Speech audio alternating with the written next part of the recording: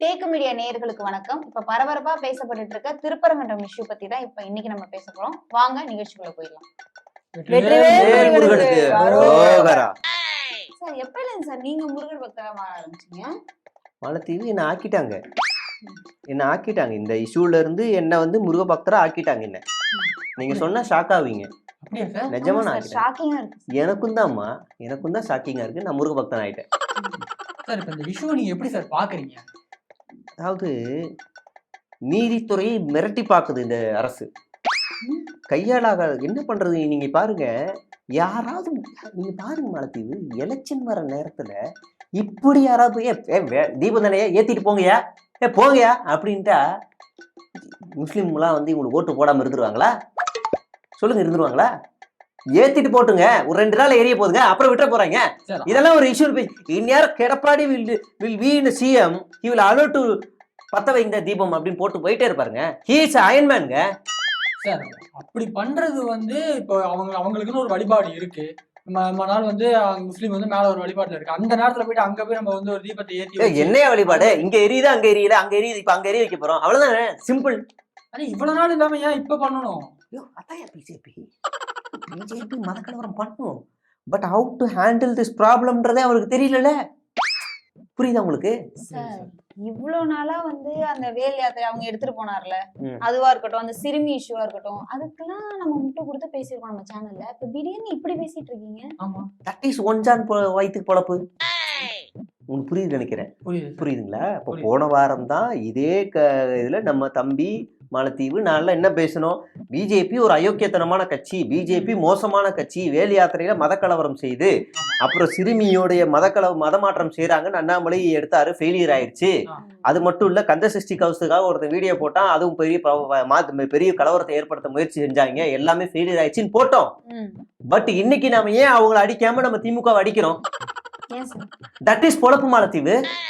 ஷாக்கிங்கா இருக்கு சார். ஏன் அப்படிதான் எனக்கும் தான் மாலத்தீவு, எனக்கு ஷாக்கிங்கா இருக்கு. காலையிலேயே நமக்கு ஒரு நெரேட்டிவ் செட் பண்ணிருக்காங்க. நீங்க எடப்பாடி இஸ் வெரி பிரில்லியன்ட் அறிக்கை ஒண்ணு வெளியிட்டிருக்காரு பாருங்க. நீதித்துறையை மதிக்காத திமுக, வெரி பவர்ஃபுல் வேர்டுங்க. எந்த தலைவராவது இன்னைக்கு தமிழ்நாட்டுல அப்படி ஒரு அறிக்கை வெளியிட்டாங்களா? விஜய் வெளியிட்டாரா? முட்டு கொடுத்து பேசியிருக்காரு சார் அவரு. இட்ஸ் ஓகே, இது பரவாயில்ல சார். இது வந்து ஒரு மத நல்லிணக்கத்தையே இது பண்ற மாதிரி இருக்கு சார். இந்த நேரத்துல அந்த கவர்மெண்ட் பண்ணது கரெக்டான ஒரு விஷயம் தான் சார். அதை போயிட்டு தப்புன்னு நீங்க சொல்லி பேசுறது எப்படி சார் கரெக்டா இருக்கும்? கரெக்ட். அந்த கேள்வி கரெக்டான நேரத்துல கரெக்டா எழுதி கொடுத்தபோது கரெக்டா கேட்டிருக்கேன். அதாவது அப்படியெல்லாம் பேசுனா அது கரெக்டியா? இப்ப நீ கேக்குறத மத நல்லிணக்கம் அப்படின்னு பேசிட்டா கரெக்ட். முஸ்லீம் கோயில் இந்து கோவில் பாரம்பரியமா வந்துட்டு போறாங்க, முஸ்லீம் கோயில் என்னையா இப்ப கேட்பான்ல அவன். இப்ப நீ விளக்கு தானேயா, விளக்கு ஏற்றி எலெக்ஷன் வரப்போயா, ஏற்றிட்டு போயிட்டேரியா? இப்போ ஒரு வேலை இந்த தீர்ப்பை, ஒரு வேலை இந்த சம்பவமே இல்லை, ஒரு கிறிஸ்துவ சர்ச் இருக்கு, அந்த சர்ச்சை வந்து அது வந்து பக்கத்துல ஒரு இந்து கோவில் இருக்கு, இந்து கோவில்னால சர்ச்சுக்கு டிஸ்டர்பன்ஸ் ஆகுதுன்னு ஒரு வழக்கு வருது. அதை விசாரிக்கிறதுக்கு ஒரு கிறிஸ்டின் நீதிபதி இருக்காரு. இந்து கோயில இருங்கன்னு சொல்லி ஒரு ஜட்ஜ்மெண்ட்டை கொடுக்குறாரு. அந்த தீர்ப்பு இவங்க மதிப்பாங்களா? அப்படி அந்த மாதிரி இதுவும் நம்ம பார்க்க கூடாது. அதனால நம்ம அப்படிதான் பண்றக்கூடாது. நாம எப்பவுமே சிறுபான்மையினருக்கு எதிராக பொழப்பு நடத்த வேண்டிய நிலைமைக்கு வந்திருக்கோம். கரெக்டு தான். ஆனா இது வந்து நார்மலா ஒரு இந்துக்கோ முஸ்லீமுக்கோ அது பிரச்சனையாவே தெரியல சார். இது ஒரு குறிப்பிட்ட ஒரு இதுக்கு மட்டும் தான் சார் இது பிரச்சனையாவே இருக்கு. அவங்க தான் அந்த பிரச்சனையை பண்ற மாதிரி இருக்கு. தம்பி நீ அப்படி சுருக்க கூடாது தம்பி. நீ மதத்தை ஒரு குறிப்பிட்ட நபர்னு சுருக்கிருவியா? இட்ஸ் நாட் பாசிபிள் தம்பி. It's not possible for in this political talk தம்பி. சார் மதத்தை சுருக்க முடியாது, மத கலவரத்தை சுருக்கலாம். நான் கத்தி பேசும்போது எனக்கு கண்டென்ட் இல்லைன்னு அர்த்தம், புரியுதுங்களா? அப்ப நீங்க என்ன பண்ணணும்? அடுத்த டாபிக் போயிடலாம் சார். Yes of course. உங்ககிட்ட கண்டென்ட் இல்லன்றது ஷாக்கிங்கா இருக்கு சார். எனக்கும் தான் மாலத்தீவு, எனக்கும் தான். சார் அந்த கரூர் இஷ்யூல வந்து சிபிஐ விசாரிச்சிட்டு இருக்காங்க. அதுல வேற சில பேர் ஏதோ செயின் ஸ்நாச்சிங்லாம் நடந்தது உண்மைதான்றாங்க. அதை பத்தி என்ன நினைக்கிறீங்க? அப்ப இதெல்லாம் உண்மையா தான் இருக்கும் போல இருக்கு மாலத்தீவு, புரியுதுங்களா?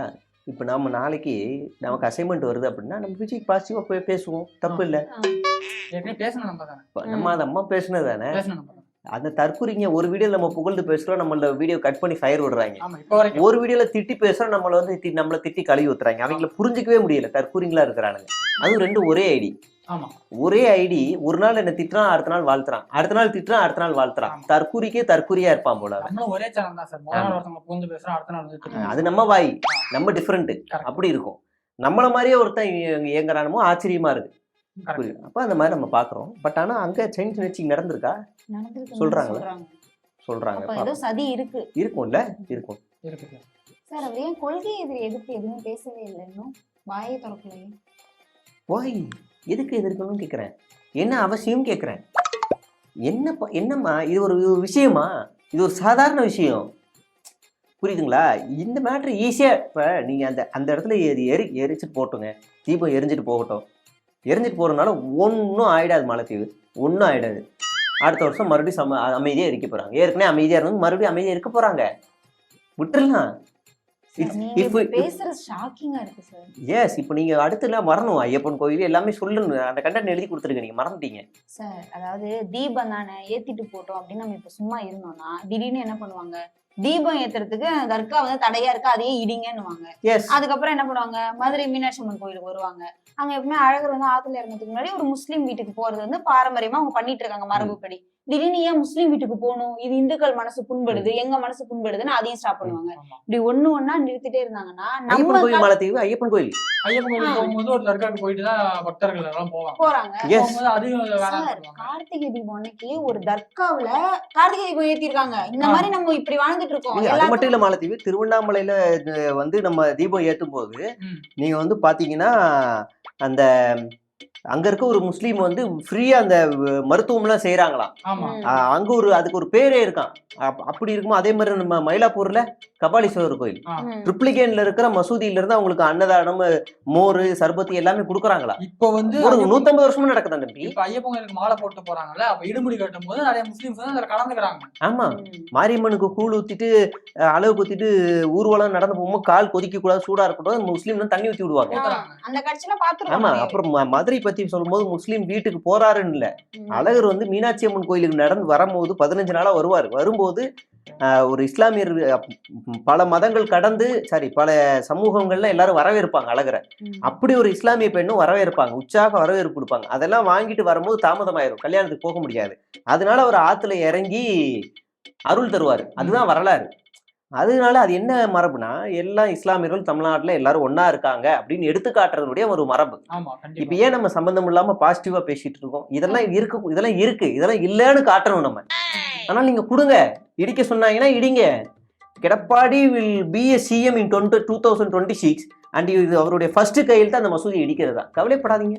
அதாவது எப்படின்னா இந்துக்களுக்கு இது பிரச்சனையே இல்ல, ஆனா எங்களுக்கும் உங்களுக்கு பிரச்சனையே இருக்குன்னு காட்டி பதட்டத்தை உருவாக்கிட்டே இருந்து நம்ம வந்து ஏமாத்துறோம். முஸ்லீம் எதிர்ப்பா கொண்டு வரணும். If in case Edappadi will change the stand tomorrow, நாளைக்கு ஃபோன் பண்ணி சங்கர் நீங்க நாளைக்கு ஸ்டாண்டை மாத்துங்க, நம்ம மாத்திடுவோம். அஃப்கோர்ஸ் மாத்திடுவோம். இன்னைக்கு தான் இதுல இன்னைக்கு நம்ம தெளிவா பேசுறோம். அங்க தீபம் ஏத்துறதுல எந்த தப்பும் இல்ல. ஆமா சார். இந்துக்களுக்குன்னு ஏதாவது நாடு இருக்கா சொல்லுங்க? முஸ்லிம்களுக்கு எத்தனை நாடு இருக்கு? இந்துக்களுக்கு நாடே இல்ல. நம்ம ஊர்ல இதெல்லாம் பச்சை சங்கி பேசுற வார்த்தைங்க. இதெல்லாம் அயோக்கியத்தனமான சங்கிகள் பேசுற வார்த்தை. நம்ம பேசுறோம்னா இதெல்லாம் நம்ம பெருமையா நினைச்சுக்கணும். காரி நம்மள மேல பார்த்து இப்படி துப்பிக்கணும். கண்டிப்பா. Yes, of course. Okay sir, இன்னைக்கு ஷோ முடிச்சுக்கலாம். அடுத்து நாளைக்கு நம்ம யாரு முட்டு கொடுக்க போறோம்ன்றது நமக்கு பொறுத்து. நிச்சயமா மாலதி, நிச்சயமா. ஓகே.